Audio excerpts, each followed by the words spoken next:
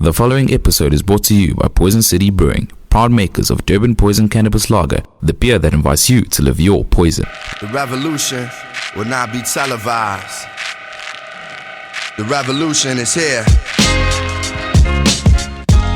It's real hip-hop music from the soul, y'all. Yeah, check it. How's it going, guys? You got myself, Nasi Pizwane. I'm back again with another episode of Sludge Underground podcast. As always, these episodes are super epic because we have the best guests ever, and today is no different. In actual fact, I've got a special lady, two special ladies. One is a guest and one is a special guest host, and I'm gonna let my co-host introduce herself, and then we're gonna move on to the epic artists that we have lined up for this week. So do introduce yourself, let the people know who you are, and we'll take it from there. Hey, I am Meagan.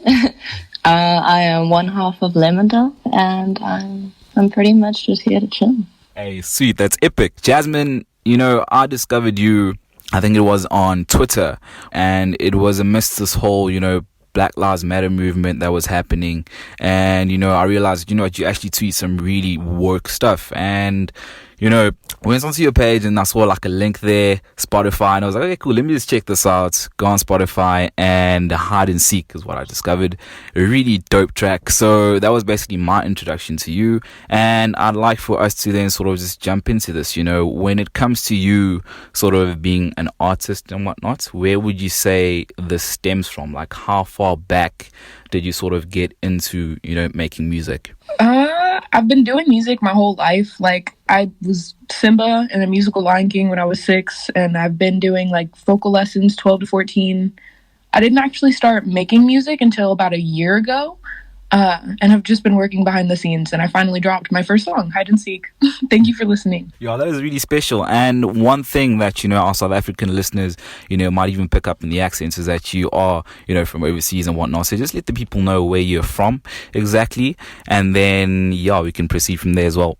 So I'm from California. I live in a real small town, like a really small town, but it's between Sac and the Bay. So Bay Area, Sacramento, I rep them. No, that's really cool, and it's really special because you only in South Africa, you only ever see, like, you know, the greatest things happen like sort of in California. You know, there's always sun and the beach and everything like that there. Would you say that any of that sort of has a contribution maybe towards the music that you make, or maybe the person that you are as a human being? Are you sort of influenced by the surroundings when it comes to California and who you are? I would think that most of my music and most of my just like what I do as an artist comes from my experiences.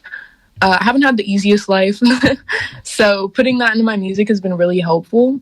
And just, I would say that I get a little bit from California, but I think for the most part, it's like my experiences as an individual growing up.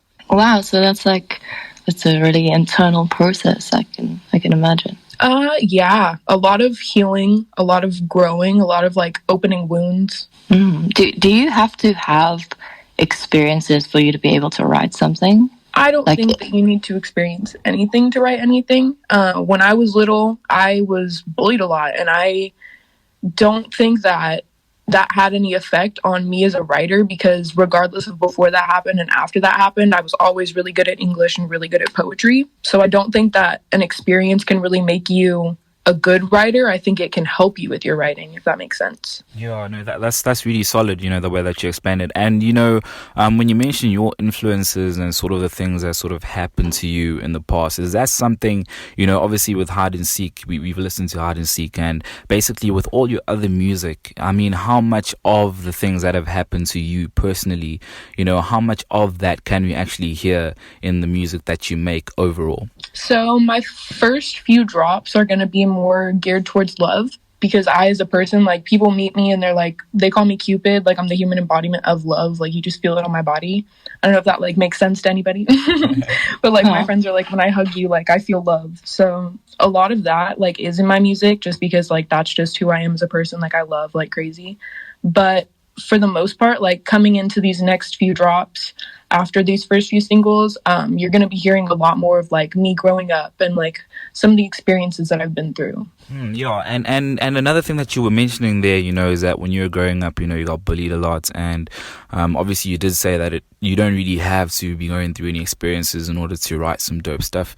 But when we look back at when you're growing up and you being bullied, for anyone who might have sort of gone through something that is similar, what sort of advice or life lessons would you say being bullied sort of taught you, and how did you sort of overcome all of that? I'm gonna say love anyways, because despite the fact that like they weren't as kind to me and like it was based off of something as stupid as my skin color, which is something that I could not change and still cannot change, and I personally love my skin color. But I would say just love anyways, just ignore them, like find your own tribe of people. If you need to talk to your family to like go to a different school district, like try and get something figured out. But for the most part, I feel like they're really just there to get under your skin and get a reaction. So just don't give it to them. And if it's bad, then talk to somebody. And just as well as something that I was actually talking about with Meagan the other night, this whole thing of people sort of classifying, people saying, okay, you are a female artist and hey, you are a male artist. As a person who is, a female and you making music and stuff, are there any sort of challenges that you might have come across at all, or maybe even any advantages that you might have found, you sort of have as a person who is a female and is making music? I think being a female artist has its advantages and disadvantages. I feel like I'm underestimated a lot. I feel like a lot of men, like producers, will hit on me more as opposed to like trying to work with me. And even if they do try to work with me, they're still hitting on me, which is kind of, like I said, like a curse and a blessing, because it's like, okay, I'm getting new connections, but you're in it for the wrong reason, That's intense. I try to make it not part of my journey, I guess. Everything has its place. I mean, like I say, I'm not the one who should be an ambassador for this. Maybe people like you, Jasmine, maybe you would be better at it, and I just think that space is for you. So I would be a supporter in that realm. Thank you. Yeah, that's really solid. And, just sort of moving on now, I want us to focus on the track that, basically how my first introduction to you with Hide and Seek, and you did drop the name there as well while you were telling us about, the music and whatnot. So tell us a bit more about Hide and Seek, what it's about, and just walk us through the whole process of you creating that track from the time you wrote it to the time you headed to studio. Who was on the production? Who did you work with? Just let us know about the track. So this song actually came, I walked into my producer. So all my music actually is not from a studio. It's from my friend's house. And he's a producer, and he's a really good producer. And I remember walking in one day, to his room, and he was playing this beat, and I was like, yo, that's beautiful. And he was humming the melody. And I'm pretty sure it was just like that first verse that's from Hide and Seek. And he was literally just humming that melody. And I was like, yo, do you need anyone to sing that? I got you. And he was like, say less. So he ends up giving me this melody, and from there I just take it and I kind of make it my own. And we were kind of vibing, and like as he's sitting down, I'm like, yo, I already have a verse written. He was like, are you serious? I'm like, yeah. So then we keep going, or I keep going, and he's working on something else, and I'm like, yo, just send the beat to me. I'll have it done in like 5 minutes. So he sends me the beat, and like lo and behold, like 10 minutes later, I'm like, I have the song done. Do you want to hear it? And I didn't actually record that one until I think like a week later, because I wanted to practice it and get it right, and I had like some other songs I needed to record. But I got it done pretty quickly, and I just like was like, here you go. and sort of, when it comes to the lyrical content on the song, what is sort of the inspiration behind that? I mean, just for anyone who hasn't really heard the song as yet, how would you sort of explain it? For the most part, my lyrics are a lot of like freestyle, so just whatever comes to me in the moment. Generally, those are from my experiences. But that song, I remember sitting down on the couch, and I remember he was like singing the melody, and my friend was also there with him. And they're kind of in a relationship, and I was also kind of doing my own little thing with like my situationship. And we were both going through something very similar. So I wrote a song that kind of pertained to like all four of us, if that makes sense. Yeah, it makes a lot of sense. And who would you say you sort of, basically inspires your sort of sound and your sort of sing style? Like, who are the artists that you'd say, you grew up listening to maybe, or artists that you're listening to right now that sort of inspire, the kind of sound that we hear in hide and seek? I couldn't say who inspired the sound for that. I can say that when I was little, I used to be called Beyonce, like, my entire life. That's what everybody called me. I was always singing, and everyone was like, Beyonce, come over here, da-da-da. Like, would always say that. So would you say, besides everyone sort of calling you Beyonce, did you actually listen to Beyonce? I mean, what is some of the music that you listen to? I'm sorry. This cut you off, but literally all the time. Like, that was my slime. Like, if she was on, I was like, whatever you're doing, quiet. Shh. Beyonce playing. And like, just, touching on you growing up and music and whatnot, besides people calling you Beyonce and besides you just being a fan of Beyonce, which other artists did you sort of grow up listening to, even if it's something that, maybe your folks at home were playing or whatever the case may be? Yeah, so we didn't actually have, I grew up out in the country where I'm at, so we didn't have cable. We didn't have, anything but, radios and CDs, so I listened to a lot of old music, and I listened to, a lot of, radio and, pop, so, not, I wouldn't say not good music. It was good music, but it's not as good as I have it now, where I have, Spotify and, Apple Music, and I can, branch out. But for the most part, I would watch, Music Choice Award, and I would be stuck on, Adam Levine or Taylor Swift, Katy Perry, anyone who was coming up in the early 2000s, that's what I was stuck on, I guess, if that makes sense. I was born 1999, so basically someone who's born in 1999, that's pretty young. What are some of the pressures that you felt, being sort of a young person and trying to break out into the music industry? Oh my god. Okay, so I don't know jack shit as compared to all these rappers, and I just think the scariest part of breaking in this industry and being so young is I do not have the years that these people have on me, which means I do not have the knowledge that these people have on me. And I certainly don't have the knowledge of the amount of artists that I should have. People know people's discographies and their life stories inside and out. And I feel I was kind of left at a disadvantage because I grew up where there was no cable and no things to actually dive into these people's music. I just had to listen to what was on the radio. So I feel bad because I don't know everyone's life story and all their shiz, but I feel that's something that you should know as an artist. Don't feel bad. That's actually something that could be pretty special because that means that you, every musician has this sort of spatial temporal relationship with the first songs that influenced them and the first artists that were around them growing up, and yours are so specific to your life that could actually have bred something really really special to you. Your relationship can't be replicated. You cannot become a genre because you have that special sort of that anchorage. Oh, I like your perspective. I don't know. Don't feel bad.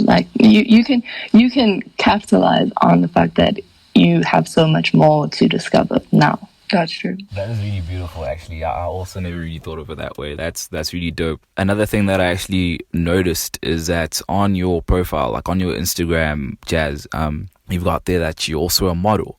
So, tell us a bit more about that. You want to know you holistically, not just the music side of it. It appears that you're very, very multi-talented. So tell us a bit more about the modeling side of things, and if at all any of these two things, the music and the modeling, have any correlation whatsoever. Weirdly enough, they do. But I have actually modeling is another thing that I've always done. So singing, acting, and modeling have kind of always been with me since I was a child.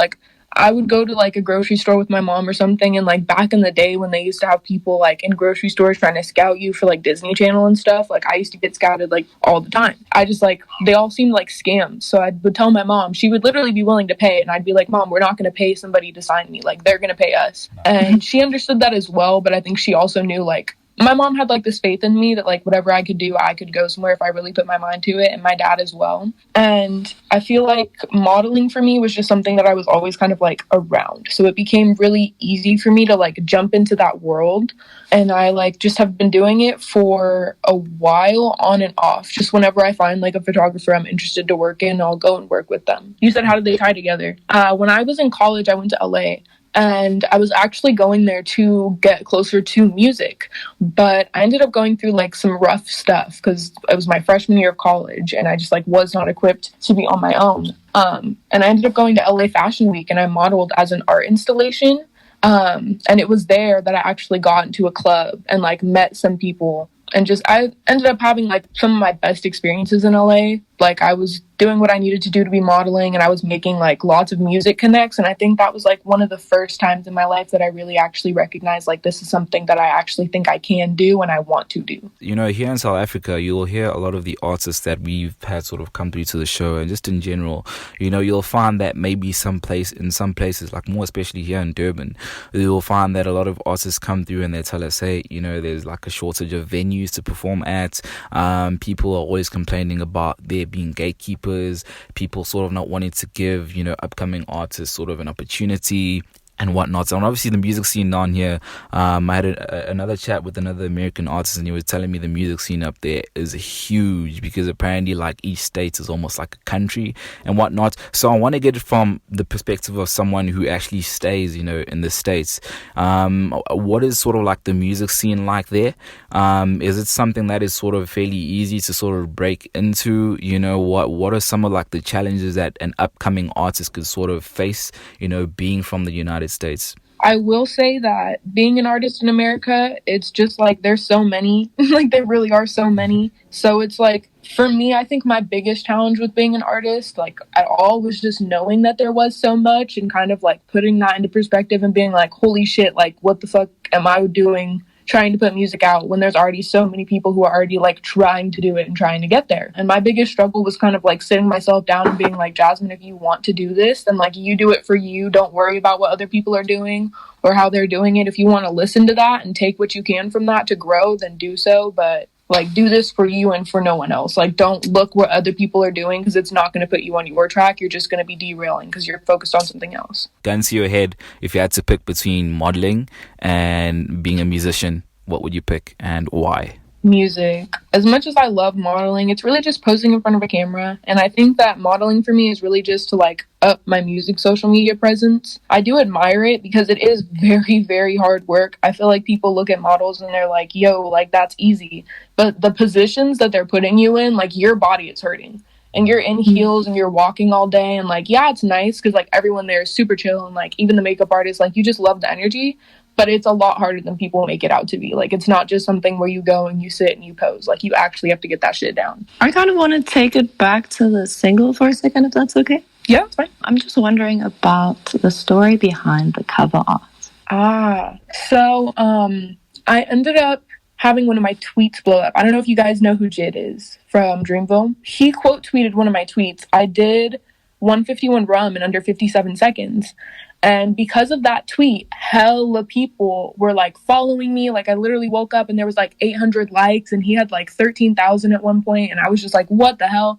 There was hella people who came through, and there was a comment that I put underneath, and I was like, hey guys, like I hadn't had any music drop, but I was like, this would be the perfect time. Like I have a couple saved up. So I was like, all right, I'm going to drop this song.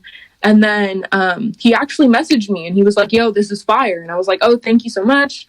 From that tweet, him coming to message me and then like hella other people coming to message me were kind of like connecting with me. And I actually made a friend who was like, yo, like don't drop this with whatever the art I had myself, which I had taken a picture on my iPhone with. He was like, I'll like get my friend to make a cover for you. And so he did. And like, he didn't give me the artist's name or anything, but he was just like, this is my gift to you. He's also from Africa. Wow. I'm not sure what part.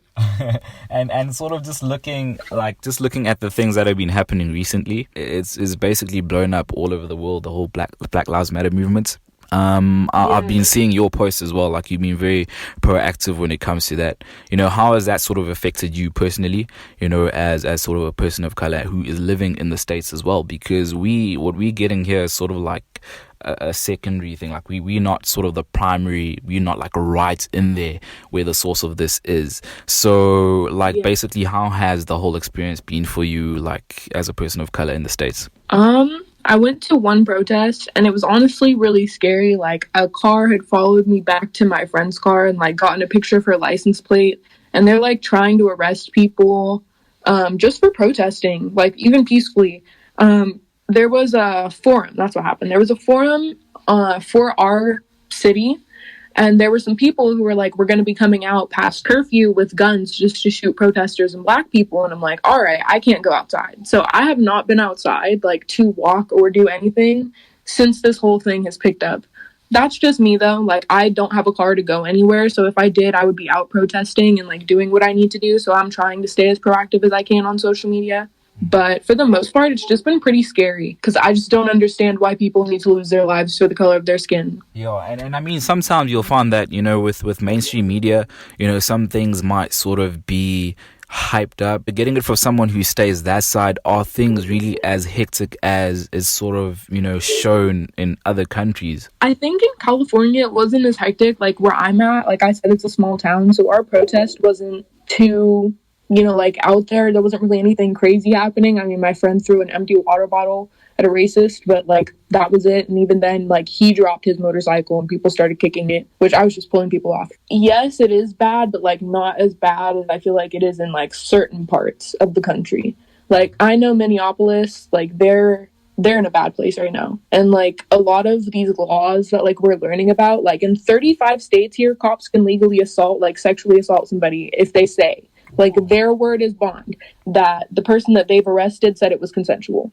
So I'm just like, what? Like I'm learning so much like through this. And I feel like that's what a lot of people need to be doing is like educate yourselves, make sure that you know that what you're hearing is fact and like what you're seeing is like what it is. I just want to know what you're doing to take care of your mental health and your energy, because this can be really re-traumatizing and triggering for a lot of people to see so much footage. It is. So, yeah. It's been really sad just to watch all these people go out and like protest for something and then be injured for protesting for something, which is one of our rights. Like we have a right to do so.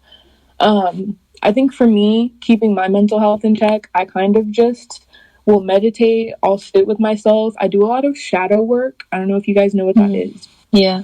Yeah, I'll do a lot of shadow work and kind of like work through what I need to so that I'm not in a negative mind space, especially when dealing with these things. And also it really helps me. Like I just love to help people. So I've been trying to like put as much as I can to educate everyone out, just make sure that everyone else is doing okay. I check in on my friends a lot, like small stuff like that. Yeah, I think now is the time to be together, like as much as you can be. I'm not saying physically be together, but gather as you can, you know? Yeah.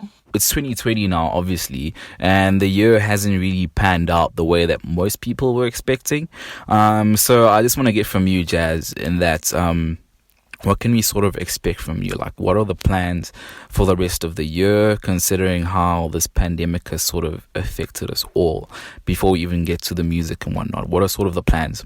My plan is to either get closer to where I can get more connects in music, and to just try and find ways to better like my community or like the community as a whole, whether that's through music or just my actions or whatever it is that I need to do. Like I'm just going to meditate on it and figure out what I need to do. But I'm more of like a go with the flow kind of person, if that makes sense. So I'm going to go where the energy current is taking me. Yeah, and back home, I'm very interested. Back home, do they sort of support you sort of making music? I know you just released one track. You do have a couple of tracks lined up as well. But when it comes to the music and stuff, like what has sort of the reaction been back home? Are they supportive? Like, let us in on that. My family is part of the reason why I am doing music. We're not the closest, but I know that they've showed my song around, or at least my aunt has. As for like my friends, they're honestly like my biggest supporters. They support me now. Like I would not have a place to stay without them. I appreciate them, and they literally push me to do my best every day. So I know that I have support from that end, and like that's enough for me. I mean, like even if I was doing it myself, I was gonna have to find some way to like be my own support. But I'm just grateful that I have like my friends to fall back on who are literally here to support me as much as I'm here to support them. Yeah, it's really beautiful that your family also, you know, kind of shows you supports as well. And obviously with, you did mention earlier, now just going on to the music, you did mention that you have, I think you said it was 2 tracks that you got lined up. So just let us in on the tracks that are coming up, you know, what we can sort of expect from you. Can we sort of expect something that is similar to Hide and Seek or something completely different? You know, let us in on that. So my next two tracks are going to be called Soul Tide and Bruised Egos, and those are both love songs. One I wrote in San Diego as my producer was making the beat. He said pick a piano, I picked two, and I said put them together and make a beat, and we made a song. And then the other one was a beat that I found on YouTube. And I was living out of my car and was just in my car freestyling, and I freestyled this song. And honestly, I showed it to my friend, and he literally he started crying, I was crying, it was just bad. So not bad, it's a good song, but it just makes you feel exactly what I was going through in that moment. So a lot of good things coming, but this next one might be a little heavy. What's the biggest thing that's changed for you this year, I guess? Honestly, me. Really? I have been through so much and kind of gone through all these seasons and changes, and I feel like I myself have seasoned and changed, which I think is natural for anybody, but I feel like I'm probably the only thing that's changed the most for me this year. That's a big one. That's one of the important ones. Yes. Yeah. Yeah, that is quite a big change as well here. And, is there, besides all that you've told us about where you get your influences from, this is a question that I actually never really, that I've sort of refrained from asking, but I feel like it's pretty much our first time having an artist from the States, and I really just want to get into your mindset in terms of, when it comes to being a musician and stuff. Is there any influence that might, you mentioned love quite a bit. Is there any influence that might maybe come from, say, a significant other that you might have had that, or do have currently that we might, expect to hear in some of your upcoming music as well? I don't know how to word this. I have had situationships in the past, but I'm very fed up with situationships, so I'm not going to say that my music isn't going to be, from that, but it's also most likely going to be from, just my experiences and my growth and my everyday life and what I'm choosing to heal from that day, things like that, just because I can't with these people. So with a final aspect on my end in terms of the music as well is, what is sort of the long-term goal here? I mean, do you want to sort of get a record deal someday, or do you want to continue sort of being an indie artist? What is sort of the long-term idea or plan? I think I want to look into better contracts, or not better contracts, but I want to look into a good contract, and see what that's kind of like and see what I would be getting myself into. But I also really admire the way that Coda the Friend, put his career and made it indie and did that until he was 30 and then retired. So I'm kind of conflicted, but I feel like whatever comes my way, I'm gonna do my best to educate myself on it so that I'm not making any kind of split decisions or doing anything that's gonna hurt me as an artist more than it would help me. Yeah, and looking at this pandemic that we faced with, lockdown, what have you sort of been doing to, keep your fans engaged, and people that basically have their eyes on what's coming up next on your side? For the most part, a lot of my fans came from that tweet that he had retweeted. I have just been kind of posting and focusing on whatever it is that I want to post, and generally I'll talk to people here and there. So whoever came to me, I talk to a lot of my supporters and people who have been supporting me on a weekly to day-to-day basis, just because they're around, and I really am thankful for them. There are people who will see my tweets and then they'll swipe up on them or something, or come and DM me personally just to check in, and I'm honestly really grateful because I didn't think that I would reach the amount of countries that I did, or the amount of people that I did, which is crazy, but yeah. That is really solid. And sort of in terms of dates with the two tracks, when can you sort of expect them to drop? And yeah. So because of the pandemic, I'm not able to get near any studio. I have tried recording from my phone, but I'm not sure if the quality is going to be going back in time, getting worse, or getting better. So I want to try and either figure that out or get a mic, because I do need to re-record. I really want to put out like the best of the best. So if you could maybe project, maybe we're looking at, say, maybe 2021 then when it comes to the release? No. Or It'll for surely be 2020. What can we as listeners do to support you? Like, what is the best way that we can show our love? Honestly, I think just listening and like sharing it and like being there is the greatest thing that like any of the people who've supported me currently have done. And I don't know how to thank them enough. Like, the people who are just supporting me genuinely mean so much to me, because I really did not think that I would even have that. So just being you, just being happy, being your best self, taking care of you. If you listen, that means a lot. And if you want to share, that also means a lot. But I'm not going to force anybody to do anything. You know, what's actually surprised me is that, as you said, you know, after you tweeted, you know, that video and got the retweets and everybody started, you know, recognizing how dope you actually are. But the one thing that I actually like is that even when you're having this conversation now, you know, you are a very down-to-earth person, and it's sort of like you're not letting this, you know, sort of get to your head, because most people will get like 2K retweets and you'll see them like wilding out, and you know, so what is it that you sort of attribute that to, you know, you sort of being level-headed and not sort of, you know, letting this newfound fame sort of get to your head? I want to say either like my grandma or my mom. They were both very like, they knew so many people, and like throughout my life, you could ask anybody, they would always tell you that, like, even my dad, like my grandma, my mom, and my dad, they would give you the shirt off of their back if they like, if you had nothing, that's what they would do. And I think honestly a lot of like this level-headedness comes from like them raising me, and like me growing up with my grandma primarily. She's a very like, or she was a very calm person, and so like having those three as like role models in my life really keeps me to like ground and be like, all right, always consider other people's, like, is this going to affect someone else if I do this? And if it's in a negative way, then should I be doing this? And the answer is generally no. Yeah, like, I'm keen to see whatever you come up with. I'm keen to follow your growth. I wish you all the best for this year. I mean, what I get from you is strength, and I get the quest for intimacy, but it's a platonic intimacy, the kind that you have with your audience. I get how that's special to you, the way you write a song for what the people are around you are feeling. Like, I love that approach, and I think that is something that's going to take you really far.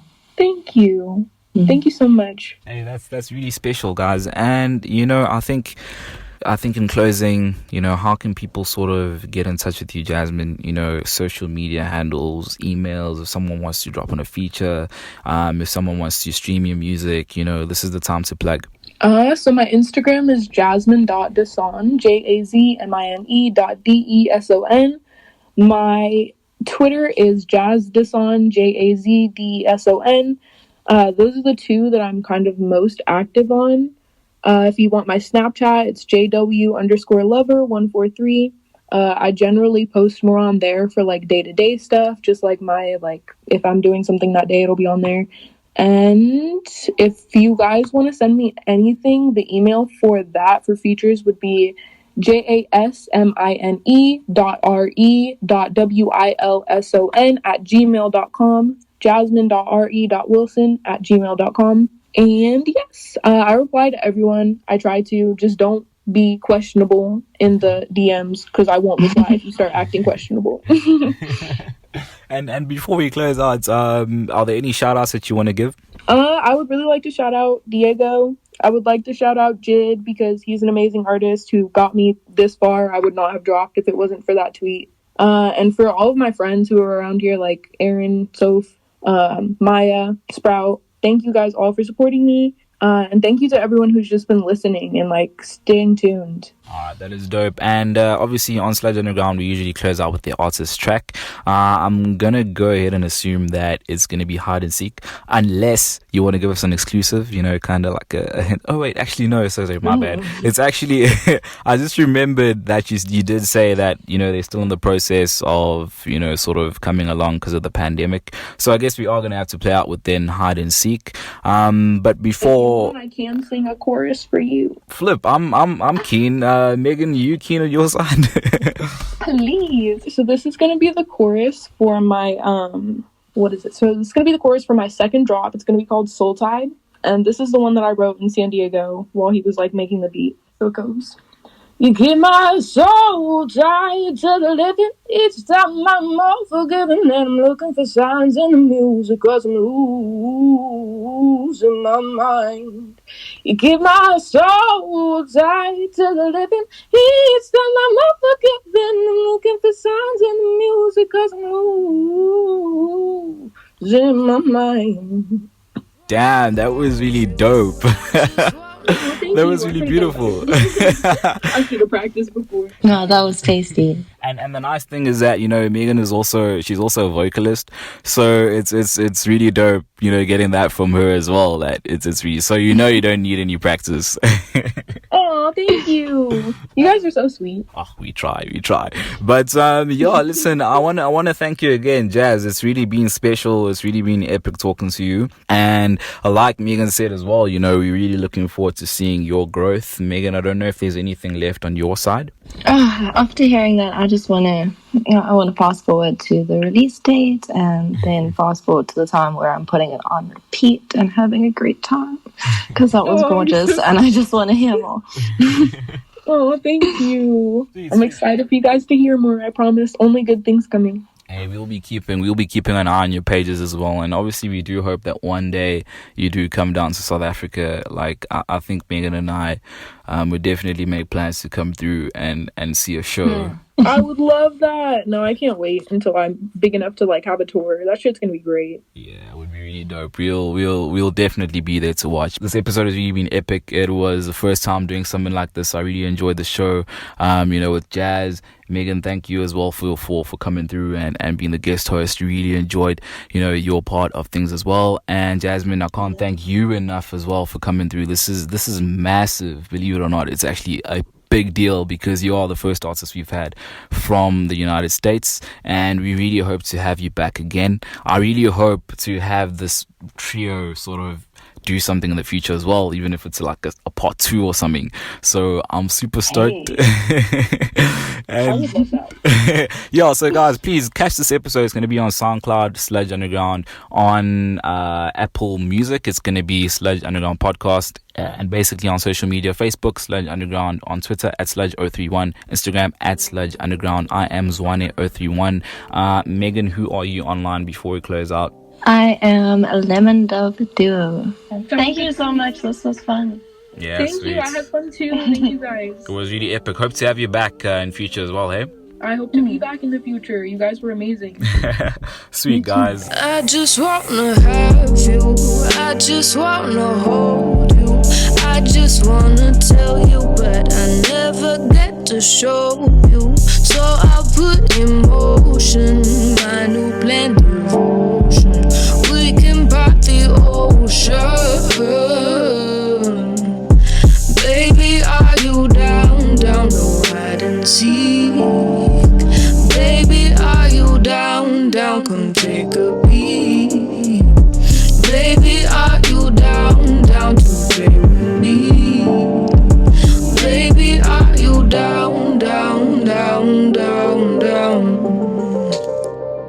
You always fight for me hard. You used to take flights that were longer, making each younger pain stronger. I'm going fun to losing your armor. I wish that you could put down your truth. Would you put down your rules? Baby, are you down to hide and seek? Baby, are you down, come take a peek? Baby, are you down to play with me? Baby, are you down? 'Cause you feel like soul to me, rock and roll to me, on a hold to me. Maybe you could grow old with me. We'd have to wait and see. I just wanna have you. I just wanna hold told you. I just wanna tell you, but I never get to show you. So I put in motion my new blended potion.